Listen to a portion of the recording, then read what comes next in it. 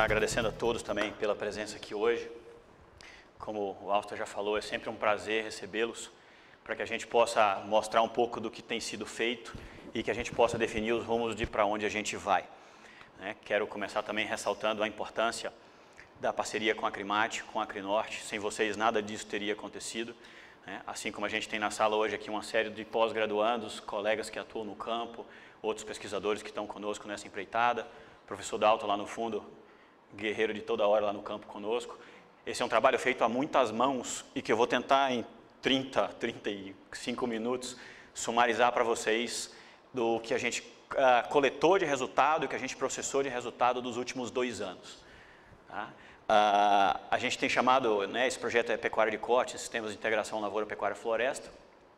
Ele é um projeto que iniciou financiado pela Embrapa com a Acrimate. Depois disso a gente teve a entrada da FAPEMAT, do CNPq e de uma série de empresas que ajudaram a gente a fazer isso acontecer. Eu vou mostrar para vocês ao longo do dia de hoje. A gente tem um sistema lá em cima que na verdade tem 10 sistemas de produção, que tem desde os sistemas simples, solteiros, lavoura, pecuária, floresta, as combinações duplas e as combinações triplas, onde a gente tem até o ILPF que acontece todo ano na mesma área. A gente faz soja safra, milho na entre safra e boi na terceira safra. Eu vou mostrar para vocês aqui o resultado de 3 deles. Eita, foi embora. Do pecuária tradicional, que eram pastagens de capim-marandu, esses nunca tiveram nenhum tipo de, nem de lavoura nem de floresta. O lavoura pecuária, onde a gente teve 2 anos de soja, safra, milho, safrinha, capim na entre safra, e no terceiro ano a gente recebe ele para pecuária. E aí o que eu vou contar para vocês são os 2 anos consecutivos desses após 2 anos de lavoura. O pecuária floresta, onde a gente tinha linhas triplas de eucaliptos com capim-marandu espaçados de 30 metros, o nosso silvio pastoril. E o lavoura pecuária floresta, onde a gente teve, assim como no lavoura pecuária, 2 anos de soja e milho, e agora 2 anos de pasto, mas com linhas simples espaçadas de 37 metros. Para quem nunca esteve lá em cima, essa é uma leitura da nossa área, vocês vão ter a oportunidade de visitar logo após a palestra, mas esse é o silvio pastoril, o piquete onde a gente tem as árvores espaçadas a cada 30 metros, com renques triplos. Imediatamente atrás dele a gente tem um piquete que veio de lavoura, e do lado direito um piquete que nunca foi lavoura. Vejam a diferença de tonalidade na hora que a gente mudar. Então, pecuária tradicional, pecuária que veio de lavoura, aqui um lavoura floresta, e aqui o simples com linhas triplas, onde a gente tem lavoura, pecuária e floresta. O experimento todo tem 72 hectares, é um experimento conduzido desde 2011, 2012, e 22 pesquisadores estão envolvidos lá de alguma forma, onde a gente consegue ter todos os sistemas em 4 repetições no campo. Isso para o pecuarista nem sempre faz muito sentido, mas para nós na pesquisa é de suma importância que a gente sempre tenha as coisas feitas em mais do que um lugar para que a gente possa fazer análise estatística e de fato quando eu disser para vocês que é diferente é porque é diferente. Características de ciência. Quando a gente começou a estabelecer esse projeto, e a intenção era trabalhar com ele, com eucalipto, porque era a planta que a gente tinha silvicultura conhecida e a gente achava que tinha mercado e que tinha como posicionar esse material. E a gente também decidiu que seria soja e milho, que seriam as 2 plantas mais usadas na região. E a gente tomou a decisão de que a gente trabalharia com o capim-marandu. Por que o capim-marandu? Porque é o capim que está mais acessível e fora hoje, é o que vocês mais têm, e a gente deve ter 60%, 70% do estado hoje plantado com ele. Então, toda vez que a gente tirar um resultado do capim-marandu, a minha expectativa é que o pecuarista, no minuto seguinte, diga, olha, se isso aconteceu lá com o capim-marandu, a gente também consegue fazer aqui. Os números podem ser melhores do que esses se a gente mudar para novos cultivares, e a nossa expectativa é fazer isso também nos próximos anos. Mas toda vez que a gente bota a cabeça no sistema de produção com base em pastagens, e aí é importante para vocês entenderem a escalada do que a gente vem fazendo cientificamente aqui dentro, na nossa cabeça está sempre que os recursos que a gente tem no campo, solo, clima e planta, vão gerar para mim crescimento de capim. E esse crescimento de capim precisa ser consumido pelos animais. E depois de consumido pelo animal é que ele vai para o rumo e lá ele vira carne. E ainda essa semana eu estava dando aula para os meninos na pós-graduação e dizendo para eles que a gente tem a melhor máquina que Deus mandou para o mundo.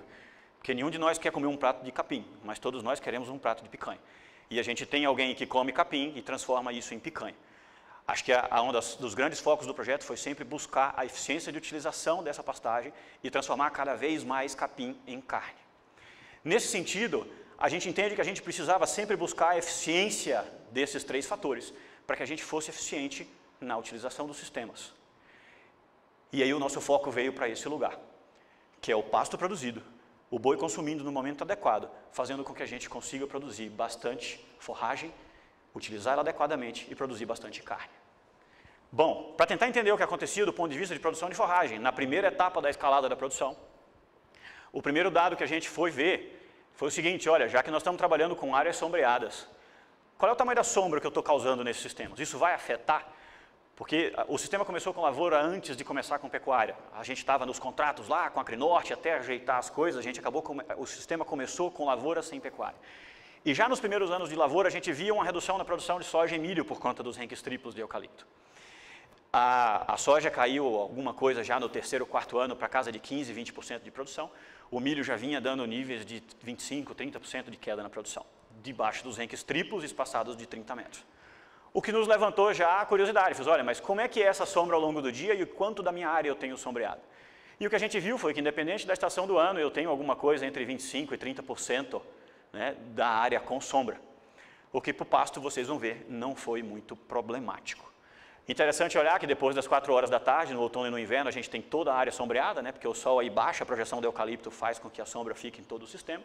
E na primavera essa sombra é de manhã cedo, à tarde o sol muda a sua inclinação e a gente não tem tanto problema nem na primavera nem no verão, o que para nós é muito bom, as épocas onde a gente muito produz. E quando a gente desceu para o pasto para olhar o que estava acontecendo embaixo, o que a gente viu foi que no silvopastoril, em relação ao pecuária tradicional, a gente estava perdendo de 19%, 20% dos perfilhos que lá estavam. Isso significa que, de fato, eu tinha um pasto um pouquinho mais ralo, mas ele era 20% menos só. Isso não nos deixou preocupados. E a gente foi tentar entender como é que isso mudava dentro do sistema silvopastoril. E aí, quando a gente mede a 4 metros de distância da árvore, a 7,5 ou a 15, a gente vê que a 7,5 e 15 a gente não tem problema com o número de perfilhos, mas a 4 metros é onde está o meu problema. Então, reduz um pouco a densidade de perfilhos, mas isso está muito alocado perto das árvores. E como é que isso se refletiu para a gente em o lado sul e do lado norte? Do lado norte eu quase não tenho problema, mas do lado sul dos renques, e aí lembra, o renque está todo leste-oeste, o lado norte eu nunca tenho grandes problemas, o lado sul é que ele sofre um pouco mais, e na faixa dos 4 metros a gente também tem sempre uma pequena redução. Mas veja, também redução na casa de 11% do número de perfilhos que estão lá. E por que me preocupa o número de perfilhos? Porque o perfilho é a unidade básica de crescimento do nosso pasto. Todo acúmulo de forragem que eu tenho é oriundo de um determinado perfil. Se eu tenho menos perfilhos, eu tenho que tomar cuidado com o que vai acontecer com o meu acúmulo de forragem. E aí a gente foi medir o que acontecia com taxa de fotossíntese, com acúmulo e com taxa de acúmulo. E nada muda no sistema silvopastoril em relação à pecuária. Ele só muda em relação às estações do ano. E aí, em relação às estações do ano, em todos os sistemas a gente vai ter problema. Vai ter, né, característica do sistema, o verão sempre vai produzir mais, a seca sempre vai produzir menos. Na hora que a gente olha para o lado norte e para o lado sul, a gente também não vê diferença. Os valores de fotossíntese continuam do mesmo jeito, então o potencial de produção de cada um daqueles perfilhos continua muito bom.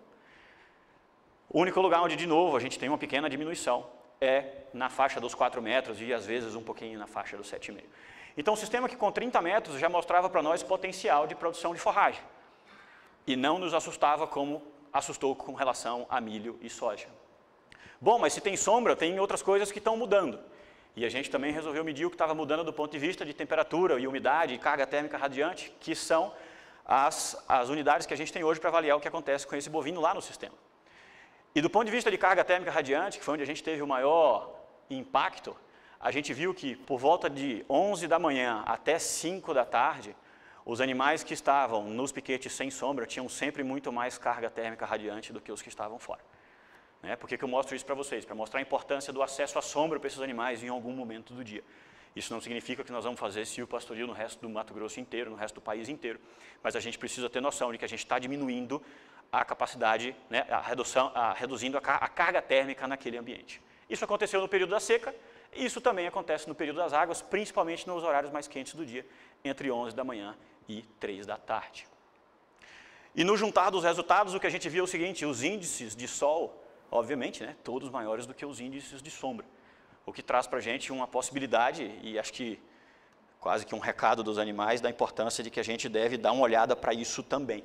Isso nem sempre pode ter impacto direto, mas se a gente puder reduzir a quantidade de energia que esses animais estão gastando para se manter vivo e converter isso em desempenho animal, a gente tem mais um ponto a discutir dentro do sistema.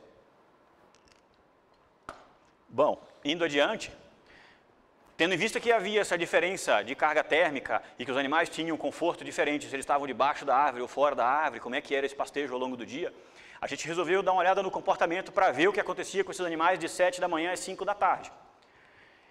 E aí a turma ficou lá sentada no morão, olhando esses bois de longe para ver o que acontecia.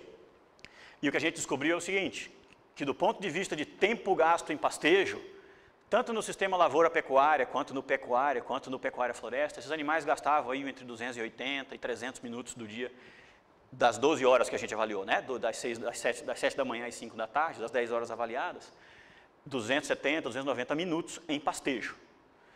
E quando a gente avaliava dentro do pecuária-floresta, esses animais faziam pastejo por 234 minutos ao sol e 59 minutos à sombra. Esse número trouxe para nós a seguinte informação, disse, olha, para fazer pastejo não tem jeito, eu tenho que pastejar e eu vou pastejar, tenha sombra ou não tenha sombra, isso é mais ou menos igual. Né? Nas águas ele precisa pastejar menos do que ele precisa pastejar na seca, porque massa de forragem muda um pouquinho, a oferta muda, nas águas a gente tem mais forragem no campo. E ao longo do dia, a hora que ele mais pasteja é no último quadrante, de 3 às 5 da tarde, na hora que as temperaturas estão melhorando um pouquinho. Mas do ponto de vista de ruminação, na hora que a gente volta aos temas pecuária-floresta, a gente descobre que dos 146 minutos que um boi estava ruminando ao longo do dia, ele gastou 125 minutos ruminando à sombra. Então o recado que vem aí é o seguinte, se eu tiver que pastejar, eu vou pastejar onde tem comida. Mas se eu puder ruminar onde tem sombra, eu vou ruminar onde tem sombra. E aí, de novo, nas águas ele rumina muito mais do que rumina nas secas, aqui também porque muda completamente a qualidade de forragem. Né? E a hora onde ele mais rumina é das 3 às 5 da tarde, pegando aquele horário, o final da tarde, né? O horário mais quente, você vê que da 1 às 3, da 1 às 5 aqui é o horário onde ele fica mais tempo, quietinho debaixo da árvore. E é o mesmo padrão de resposta para ósseo, né? Dos 146 minutos, quando ele tem possibilidade de sombra, ele passa 91 minutos desse dia dele ruminando em ósseo à sombra, ao invés de fazer isso no sol. Nas estações isso não muda muito, e ele fica muito à toa nesse primeiro horário, que é de 7 às 9 da manhã. Como a gente só começava as avaliações às 7, o nosso sentimento é que quando a gente chegava, eles já tinham feito o primeiro pastejo, das 5 horas da manhã, 6 horas da manhã, logo no raiar do sol. Então esse primeiro momento era sempre de muito ósseo mesmo, ou de ruminação, esses animais estavam sempre muito quietos lá no campo. Enquanto a gente fazia isso, a gente também colou GPS nesses animais para saber onde eles estavam ao longo do dia e ao longo da noite. E vejam que os animais andam por todo o piquete, tanto do dia quanto de noite, e como todo bom rebanho, escolhe um lugar para ficar quietinho. Né? Então a gente tem ainda bastante o que processar desses dados. E no lavoura-pecuária, a gente tem mais ou menos o mesmo padrão, tanto no lavoura-pecuária quanto no lavoura-pecuária-floresta. O engraçado foi ver, quando a gente botava os rankings de árvore, a gente sempre teve aquela sensação de que eles iriam para debaixo do ranking, que eles, né, teriam uma interface maior com as árvores, e na hora que a gente mede, você vê que eles mal passam do ranking de um lado para o outro. Eles ficam mesmo andando entre rankings à medida em que eles estão fazendo pastejo e andando ao longo do dia, e também definindo pontos onde eles fazem, né, as atividades de malhador, exatamente. Bom, então o recado dessa primeira parte, que foi o entendimento da sombra no efeito da densidade de perfis, no efeito da produção de forragem, até o desempenho, a gente entrar agora no desempenho animal, eles mandaram dizer para vocês o seguinte, que entre 73% e 79% do tempo à toa, e entre 87% e 94% do tempo deles em ruminação, se houver árvores no sistema, é lá onde eles vão fazer essas duas atividades. O que traz para nós a possibilidade de fazer uma defesa da sombra também com o Nelore, principalmente aqui no nosso Mato Grosso, 39 graus, como está aí essa semana, daquele jeito. Bom, entendendo que a primeira etapa era ter os dados de pastagem, ter os dados de como é que essa planta estava crescendo, qual era o efeito desses sistemas nela, mostrei essa primeira parte para vocês, passo para a segunda parte, onde a gente trata um pouquinho de desempenho animal. No ano 1, que foi julho 15 e julho 16, depois de muita reunião, principalmente com a Acrinorte, que está aqui mais perto, né? A gente vai no mercado fazer uma compra e encontra o Fernando de noite, aí gasta meia hora na bancada da banana lá. E aí, né, para onde que nós vamos com essa pecuária no primeiro momento? E aí, depois de algumas reuniões, a sugestão foi que a gente entrasse com animais realmente para fazer recria e terminação, que a gente usasse 0,1% de suplementação proteica, e que a gente adubasse com 50 quilos de nitrogênio, fósforo e potássio. Seria um primeiro nível tecnológico de entrada, que difere a gente do que é o padrão, digamos assim, a grande média, onde a gente não tem adubação sendo feita, onde a suplementação é mais mineral, às vezes ainda de sal branco, que a gente não poderia tratar esse tratamento que a gente chamou de pecuária num nível muito baixo, que a gente já tinha que trazer ele para um nível que a gente entendesse como um primeiro degrau dessa escada da subida da intensificação. Aqui faço menção a que todos esses passos serão mantidos com notação contínua, com 30 centímetros de altura. E por que a definição dos 30 centímetros? Vou voltar lá no início da apresentação, onde eu mostrei para vocês o boi pastejando. Os 30 centímetros traz para nós a tradução do acúmulo de forragem no que o meu boi pode consumir. Então, se eu tenho pastos que estão com muito mais do que 30, significa que eu produzi forragem e não consumi. Se eu tenho pastos muito abaixo de 30, significa que eu estou produzindo menos forragem e tenho mais boi naquela área. Então, se eu boto como meta 30 centímetros de altura e mantenho esse pasto a 30, significa que tudo que está sendo crescido também está sendo consumido. E a gente busca eficiência de utilização quando a gente trava o pasto em alguma característica. Nesse caso, a gente resolveu usar os 30 centímetros de altura, que é a recomendação técnica para o capim marandu. No ano 2, que é o ano 16, 17, a gente também fez recria e terminação, os animais entraram um pouquinho mais leves, a gente entrou com 2% do peso vivo, e aí foi 30% na seca e 20% de proteína nas águas, parceria já com a Fortuna, que desde então vem colaborando com a gente na questão da suplementação. Os pastos se mantiveram a 30, e no ano 2 a gente dobrou a adubação. Então, ano 1, 50 kg de NPK com 1% do peso vivo, ano 2, 100 kg de NPK e 2% do peso vivo, segundo degrau da escalada da subida da intensificação, no nosso entendimento. Bom, no que isso resultou? Ano 1, 50 kg de NPK com 0,1. Pecuária produzindo 13 toneladas de acúmulo de forragem. Os bois desempenharam 554 gramas na média do ano e a gente fechou com 18,7 arrobas colhidas por hectare. Lembro a vocês aqui que esse é um número que eu tenho trazido bastante no diálogo com a pecuária de Mato Grosso, de maneira geral, porque é muito comum a gente conversar com o produtor de soja e ele fala, não, a média da minha fazenda são 58 sacas, a média da minha fazenda são 60 sacas. Né? Oi? 0,2% do peso vivo, isso, 0,2%. Então, quando a gente traz a coisa da arrobas colhida por hectare para a conversa da pecuária, a gente transforma agora no número de hectare, que é o que me interessa, a produtividade de fato. Se eu lhe perguntar quantos bois, qual é a produtividade da sua fazenda, se você me disser que tem 1000 bois, você pode ter 1000 bois em 5.000 hectares ou em 500 hectares. Isso muda completamente a produtividade da fazenda. Então, a gente precisa começar a conversar em arrobas colhidas por hectare. Segundo o IMEA, a média do estado de Mato Grosso é 3,8 arrobas colhidas por hectare. Quando a gente vai para a literatura nacional, a gente acha números que variam entre 4 e 6, 5, 6 arrobas por hectare, que é simplesmente multiplicar o que eu tenho de taxa de lotação pelo desempenho de cada indivíduo e saber quanto eu produzi naquela área de pasto. Bom, no nosso pecuário tradicional, com 0,2% do peso vivo, bem corrigido ali pelo Manzi, e 50 quilos, a gente fechou com 18. No pecuária floresta, a gente não tem diferença, então 14 toneladas de produção, os animais ganham 569 e a gente fecha com 19 arrobas por hectare. Esses dois sistemas são exatamente iguais, as cores semelhantes dizem para vocês que eles não têm diferença. Na hora que a gente passa para o terceiro sistema, que é o lavoura pecuária, e esse pasto teve 2 anos de lavoura antes desse ano que a gente está mostrando aqui, ele já passa para 51 toneladas de produção de matéria seca. A gente ganhou um incremento de 50% em produção de forragem em relação aos outros.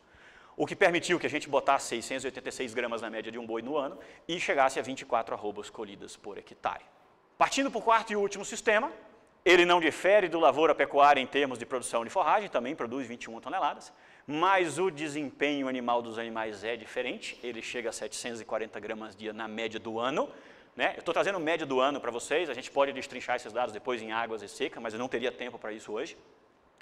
E aí a gente alcançou a marca de 30,8 arrobas colhidas por hectare nos sistemas de integração lavoura, pecuária, floresta, no ano 1, com 50 quilos de N e 0,1 de suplemento. O que é importante dessa avaliação para o ponto de vista prático? Significa que os bois que estavam nesses experimentos, e aqui essas 4 linhas mostram para mim os quatro tratamentos, com 330 quilos como eles entraram, com 13, 14 meses eu tinha esses bois prontos. Né? Eles já tinham alcançado lá a casa de quase 600 quilos. Na hora que eu pego isso em relação à nossa referência e fora, e simulo um desempenho animal médio dando para ele 250, 300 gramas por dia, dando perdas de peso durante a estação seca, quando a gente não toma nenhum tipo de interferência no sistema de produção, a gente pode levar a fazer, né, esse boi levar 30 meses ainda para chegar. Então, a possibilidade que a gente tem de encurtar o sistema produtivo e produzir bois antes no sistema. Ano 2, 100 kg de NPK e 0,2 agora de suplemento, tudo dobrado. Produção de forragem vem para casa de 20 toneladas no pecuária, a gente atinge 678 gramas e fecha com 30,1 arrobas por hectare. Tanto o primeiro abate quanto o segundo abate, esses animais fecharam com em torno de 53% de rendimento de carcaça. 53,3% no primeiro ano, 53,9% no segundo ano. Quando eu dou para o pecuária floresta, para o silvopastoril, produção de forragem também semelhante, desempenho animal, apesar de um pouquinho maior, semelhante estatisticamente, o que resulta também em 30,5 arrobas colhidas por hectare. E esses animais chegaram com 220 quilos e 8 meses, 10 meses. Eles morreram todos com menos de 30 meses. Entre 24 e 30 meses, esse segundo ano de abate. Quando a gente avaliou o lavoura pecuária, ele aí já produziu um pouquinho mais de forragem. Ele não produziu mais, a gente já tinha uma expectativa de que ele produzisse ainda mais do que isso, mas a gente teve um ataque intenso de cigarrinho o ano passado e esse foi o sistema mais atacado. E aí, conversando com os colegas da entomologia, a gente tem, de fato, que dar uma olhada para dentro desse sistema e ele teve uma suscetibilidade maior do que os outros, o que fez com que eu não produzisse muito, eu achei que eu produziria mais do que isso e a gente não alcançou esse número, mas a gente conseguiu manter ganhos na casa de 770 gramas e também fechou com as 30 arrobas por hectare. A nossa expectativa é que essa 30 aqui fosse um pouquinho maior, mas era nítido no campo, se você passasse de avião, você via todos os tratamentos que eram LP com um ataque mais intenso de cigarrinha do que no resto. Tanto foi assim que na hora que a gente avaliou o ILPF, que tem o mesmo histórico do LP, e ele chegou a 25 toneladas de produção de forragem. Só que no ILPF a gente não teve um ataque de cigarrinha tão intenso. Nos dados avaliados de soja, do ponto de vista entomológico, a gente tem uma maior diversidade de insetos aqui e um maior número de predadores naturais quando a gente tem o eucalipto com a soja. Mas a gente não fez essa avaliação na época em que a cigarrinha estava acontecendo no pasto, essa avaliação foi feita na soja. Então, quero crer que o eucalipto pode ter ajudado a gente aqui de alguma forma na coisa do ter mais inimigos naturais, de alguma coisa nessa micro, né, nessa insetologia aí foi diferente que a gente conseguiu aqui um resultado de 25 e aqui não passou de 22. Mas o desempenho foi semelhante para todos eles, a gente não tem diferença aqui, apesar dessa diferença numérica. Ele dá 735 gramas na média e o sistema ILPF fecha com 40,6 arrobas colhidas por hectare. Bom, ano 1, ano 2, se eu trouxer para vocês as diferenças de cada um deles lado a lado agora, veja, em acúmulo de forragem, a gente tem ganhos aí de... Esse é o tratamento pecuário no ano 1, tratamento pecuário no ano 2. Então, em acúmulo de forragem, a gente fez mais 56%, fez 36%, fez 3% e fez 17%. Se eu comparo o ano 1 com o ano 2, dá 14% de diferença. Taxa média de lotação, em todos os sistemas a gente teve uma taxa média de lotação no ano 2. Né? Na média, 24% maior, também lá no ano 2. Quando a gente vai para o ganho médio de peso, comparando também o ano 1 e o ano 2 em cada tratamento, todos eles aumentam 22, 27, 13, 15, na média 15% de aumento em ganho de peso do ano 2 em relação ao ano 1, quando você tem mais oferta de forragem, quando você passa de um suplemento 0,1 para um suplemento 0,2. E aí, para fechar a conta, né, por hectare, em relação ao ano 1 com o ano 2, a gente consegue um aumento de 40% na produção de carne, quando a gente passa de um nível tecnológico 1 para um nível tecnológico 2. Obviamente, isso envolve custo, a gente tem um bocado de conta ainda para fazer em cima disso, mas a expectativa zootécnica, eu acho que ela é absolutamente atendida com esses números, do ponto de vista de possibilidades. Enfatizo aqui, diante desse gráfico, a grande potencialidade que a gente tem também do sistema de pecuária tradicional, sem a entrada de lavoura pecuária. Tá? Então, veja, no sistema de pecuária tradicional, quando a gente traz ele para 100 quilos, a gente aumenta em 56%. O ganho de peso dos animais aumentou em 22%. Taxa média de lotação em 28%, o que resulta para nós no maior ganho de um ano para o outro, que foi de quase 60% acima do ano 1 em relação ao ano 2. E por que digo isso? Porque sei que a gente está num estado em que nem todo mundo vai fazer lavoura-pecuária, nem todo mundo vai fazer lavoura-pecuária-floresta, a gente tem problema de logística, a gente tem problema de estrada, a gente tem problema de secador, e nem todo lugar do estado de Mato Grosso nós vamos conseguir juntar todas essas tecnologias no mesmo pacote. Por isso a gente sempre teve a preocupação de ter o tratamento pecuário tradicional bem feito, para que a gente pudesse ter uma comparação com sistemas integrados, e com soja e com milho, de maneira que a gente pudesse fazer de fato uma comparação. Seria muito simples se eu trouxesse uma barrinha dessa aqui dizendo para vocês que produziu 4 ou 5 arrobas por hectare, sem que eu tivesse adubado, sem que a gente tivesse feito manejo, sem que a gente tivesse tomado nenhum tipo de decisão tecnológica em relação a eles. Então, na mediana, a gente consegue fazer 24% a mais de acúmulo, 24% a mais de taxa de lotação, 15% a mais de ganho de peso, 40% a mais de ganho de peso por área.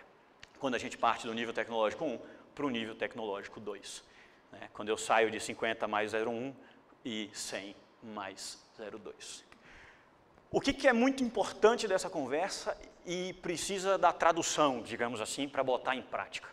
Bruno, então quer dizer que daqui para frente eu posso fazer 30 arrobas por hectare na minha fazenda? Não.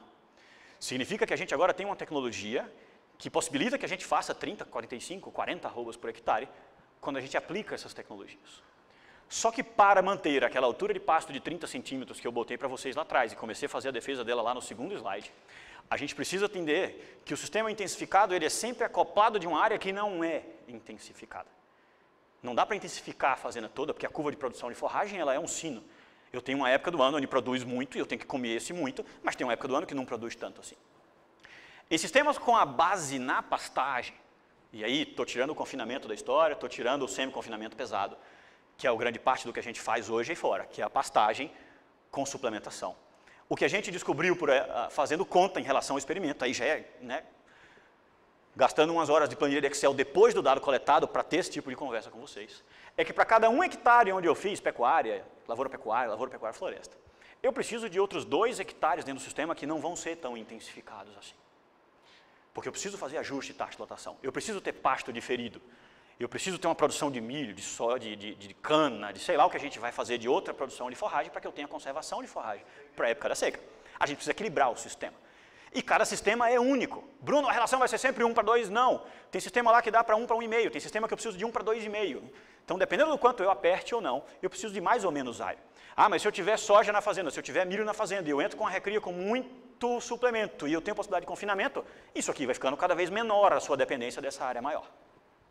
E aí a gente vai poder ter 1 hectare onde a gente produz muito, e outros 2 hectares onde a gente não produz tanto assim, ou até que a gente precisa diferir em determinada época do ano e não ter boi dentro, para que eu possa produzir comida para usar na estação seca.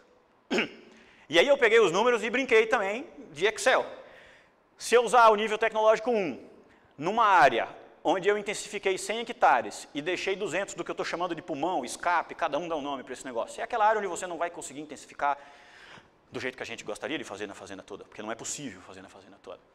Então, uma propriedade de 300 hectares, onde eu tenho 200 de área pulmão e 100 de área intensificada, eu poderia alcançar, na média do primeiro ano, e aí a média de todos os meus tratamentos aqui no primeiro ano, eles deram 23 arrobas colhidas.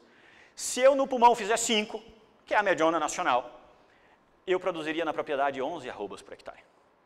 Isso é 2 vezes a média do país.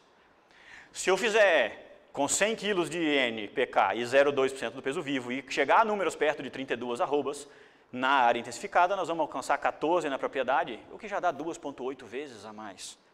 Então veja que a gente precisa traduzir o número de 30, 40, que é numa área intensificada específica, porque agora eu posso fazer na minha fazenda como um todo.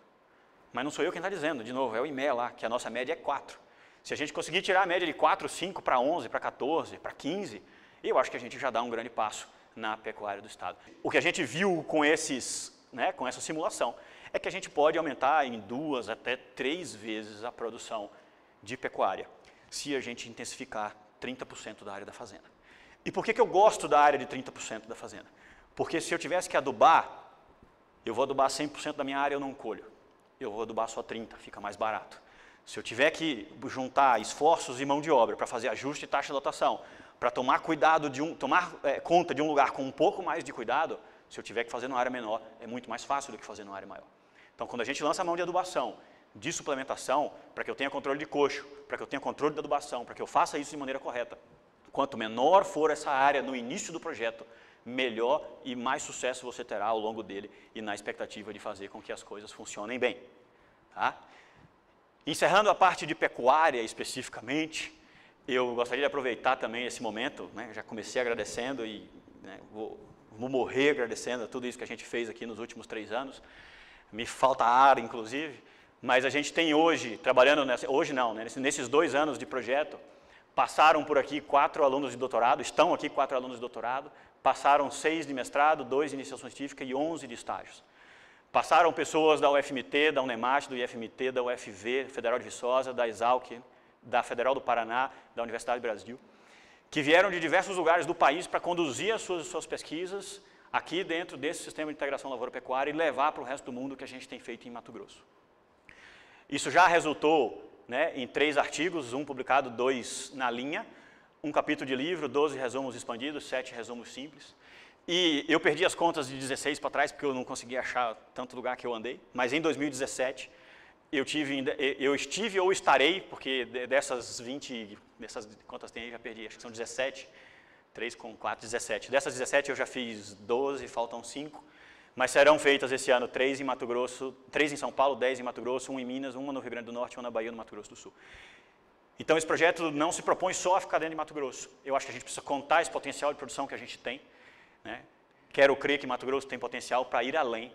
E quanto mais gente vem de fora ver o que a gente está fazendo e ajuda a gente a chegar nesses números que estão aqui, mais a gente consegue contar pelo mundo aí o potencial que a nossa região tem. E não posso ir embora sem agradecer a cada um, né? E, bom, isso tudo ainda resultou num prêmio Ciuana, na Sociedade Brasileira de Zootecnia, um reconhecimento com relação àqueles números em relação ao comportamento.